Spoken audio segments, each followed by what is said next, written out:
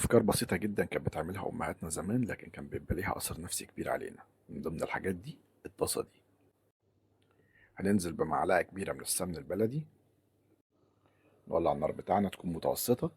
ده طبعا محشي كرنب بايت من امبارح، مطلعينه من التلاجة ساقع، رصيناه ووزعنا على وشه معلقة سمنة بلدي تانية زي ما احنا شايفين كده، ونغطيه ونسيبه مع نفسه من ربع ساعة لتلت ساعة.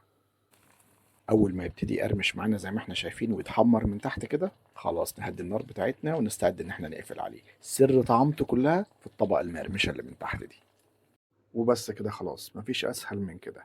انا كنت بحبه جدا اكتر من المحشي لما يبقى طازه. كلنا واحنا صغيرين كان في حاجات وتفاصيل صغيره كانت امهاتنا بتعملها لنا وكانت بتعجبنا جدا. قولوا لي بقى في التعليقات لو في حاجات زي كده صغيره ممكن نصورها تاني، فكروني وان شاء الله ننزلها لكم فيديوهات جديده على قناتكم، قناه شيف محمد شحاته. مع الف مليون سلامه.